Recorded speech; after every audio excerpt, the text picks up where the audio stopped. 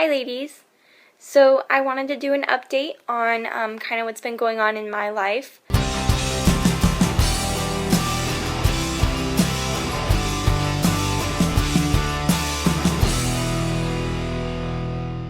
I am exactly 2 months out since my loss.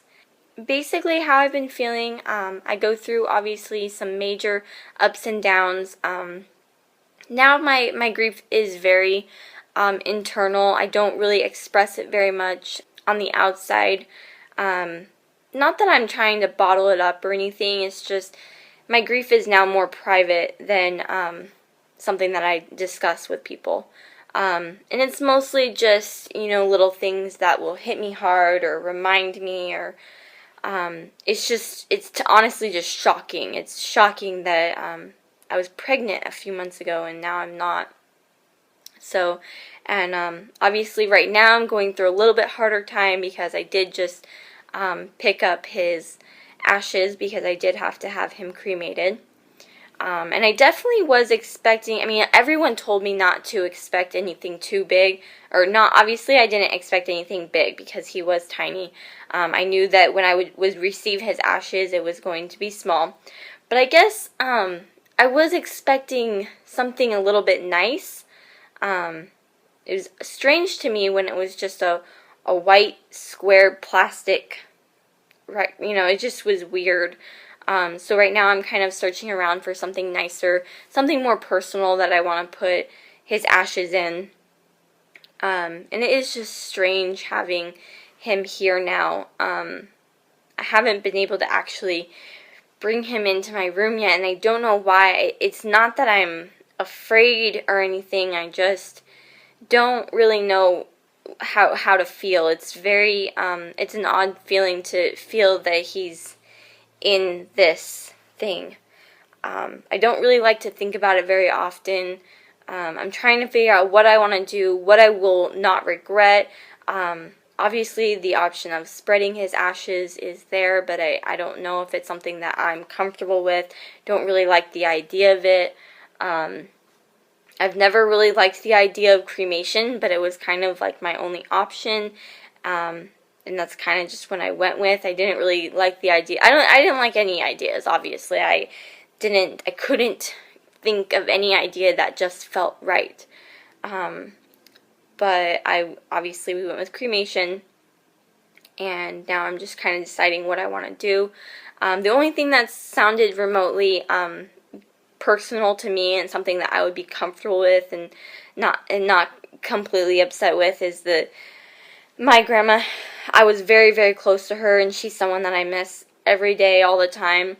And she actually, she's buried in a gravesite not about an hour from here. And I felt like, something that comforts me now is knowing that he's with my grandma, and that my grandma's with him. And that comforts me, and so I'm thinking maybe burying him, above or near my grandma. So that's kind of the option that I'm throwing around right now. It's very difficult to think about in deciding what I want to do. The idea of spreading his ashes, I know some people spread them in the ocean or the mountains, something that maybe is personal, but neither of those are really personal to me, and I don't really like the idea of just like letting them go and me. I don't think it fits for me. So, that's kind of what's been going on there. As far as how I've been feeling physically, everything is basically back to normal. My boobs have pretty much stopped lactating. Sometimes I have a little bit of leakage, but it's not a big deal. Although the other day, I will admit, I was kind of messing with it, and a little bit of orange, I'm thinking colostrum, came out. I'd never seen or heard of that before. It was very strange. It was very orange. I did Google it a little bit, and it seemed like it was totally normal. So I'm assuming that it's fine. But, at the same time, if you guys have ever had that happen, or if you know what it is, please let me know, because I have no idea. I think it has something to do with if you eat a lot of a certain something in your diet, it could change the color. But it's just like only one milk duck actually does it. It's none of the other ones, and it's just very strange. So definitely let me know if this has happened to you, or if you know what's going on, or let me know. And it maybe has something to do with also just the fact that everything's drying up. Also physically, I'm very upset about it, and I'm sure it's totally normal, but my body, as far as my belly and everything, is completely just, it's not going back to normal. I swear I still look in the mirror and I still look pregnant, very pregnant. And usually I just kind of, tuck it in and stuff, but it's upsetting because I'm really excited to go into this next pregnancy, but I don't feel like I'm going to be totally comfortable with my body as I was last pregnancy and the pregnancy before that.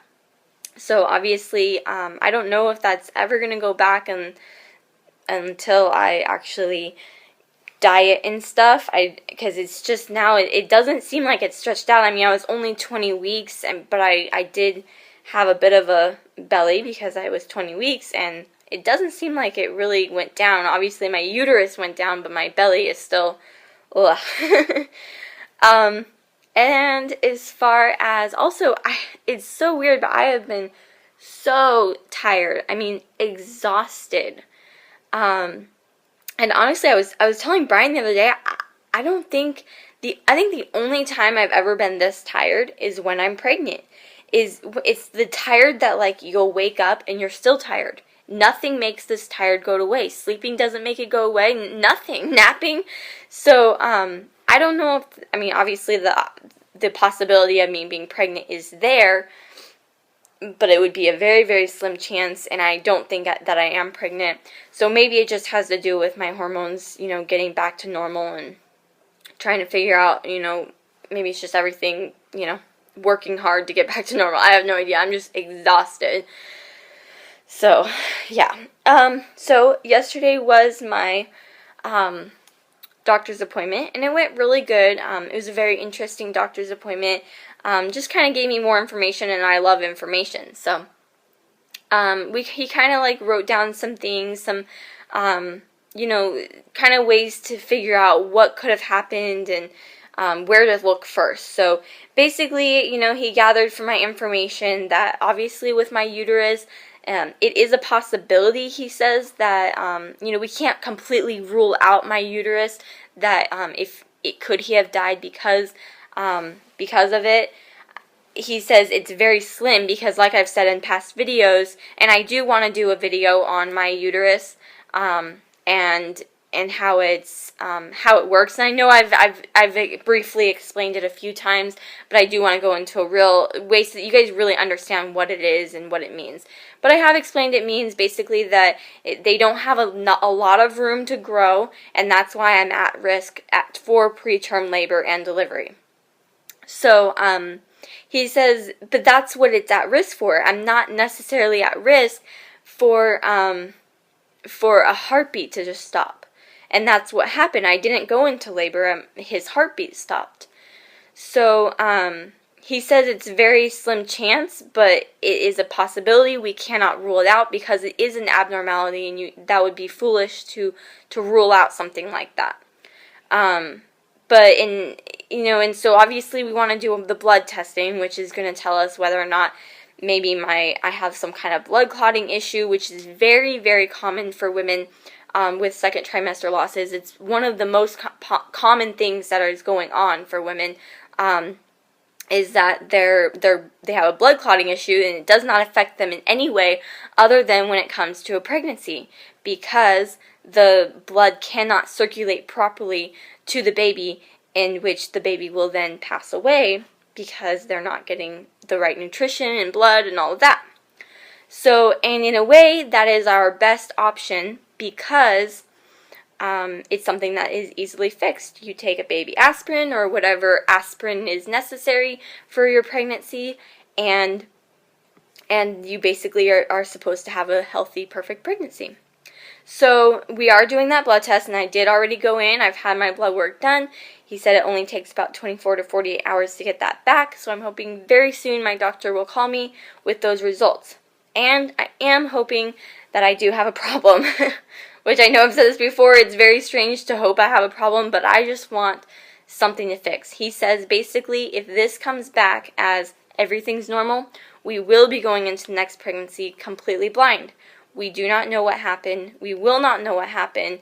And obviously, we just have to go into it hoping that it was a fluke, and maybe this time we'll keep a better eye on things and hope that, everything is fine.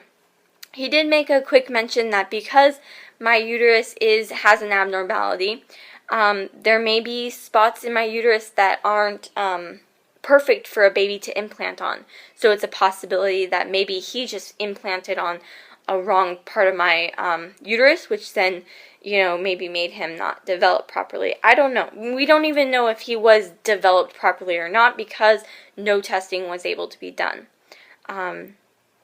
So we don't know. We are not able to determine that. So obviously this is very difficult to have to go into my next pregnancy possibly blind, but I know that is a possibility, and I am obviously willing to take that chance. He did mention genetic testing for me and Brian. He said that it's too soon to probably do that. Now, I don't necessarily believe that. I don't believe in you have to have at least 2 or 3 or 4 miscarriages in order to have testing done. If I want testing done after 2, that's what I'm going to get. I'm not going to allow them to put me into another pregnancy and possibly risk another baby's life because they feel it's too soon. So I don't know how much I'm going to pressure, though, this genetic testing because, honestly, I don't think it... obviously we should get checked, but there are no issues in either mine or Brian's family with pregnancies or anything. Other than my grandmother also has a bicornuate uterus and who had 3 breech babies. And she did have a couple miscarriages. So I don't think it has anything to do with genetic, me and Brian's genetic issues or anything. But it is something that I'm willing to get tested. And really, if there's any test that they're saying I shouldn't do because it's too soon, I will not be okay with that. Because just because I've had only 2 losses does not mean that I shouldn't be able to get the testing I want. So, but I left it alone for now because I want to get the blood test done. Once I do that, then I'll figure out what I want to do next. As far as, though, also genetic testing, it most likely is not covered by my insurance. So I also have to be careful there. It could be very expensive and something that I might not be necessary. So, another thing we talked about is possibly fixing the abnormality in my uterus. I was told by a doctor in kind of a brief conversation that it's easy, no big deal, we can fix it, not a problem. This doctor, who seemed very, very smart in what he was saying, said it's very complicated surgery. They basically have to cut out the dip and pull my uterus together and stitch it up. And he basically says, anytime that you mess with your uterus, there are risks of complication. It could make getting pregnant more complicated, which at this point is not hard for us to do. It could make the pregnancies even more risky because if you have a surgery like that on your uterus, they do not want you to contract at all. So they will take the baby very early and almost risk having to put the baby in NICU because they say that if you have a contraction, your uterus what's the word? It's very easily that it's very possible that it could rupture and you could die.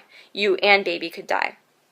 So they take the baby very early, so it's not something that I don't think is an option.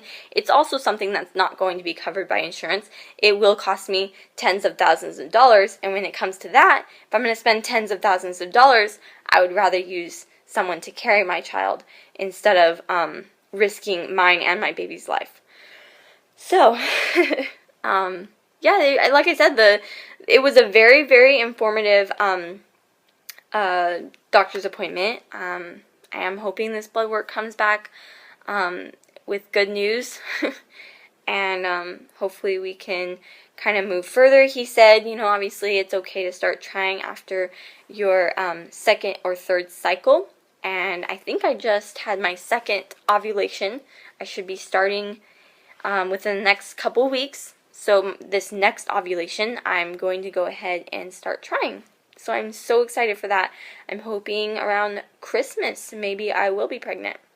So, yeah, and other than that, I actually would like to say that I have just reached our 200th subscriber. So thank you so much to everyone who has subscribed to my channel. It is just so exciting to get to know so many people out there who relate to me and I relate to them, and I'm starting to find all these new channels that are just adorable and fun, and I love watching you guys, and I love talking to you guys, and I can't wait for many more.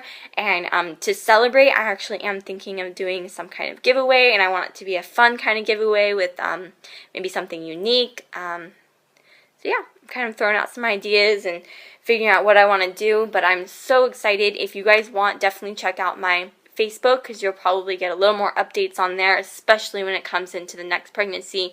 I'll have a lot more going on, and I'll want to update there a lot. So definitely like my Facebook page, which is going to be linked below. And yeah, but thank you guys so much for watching. Let me know about the orange colostrum.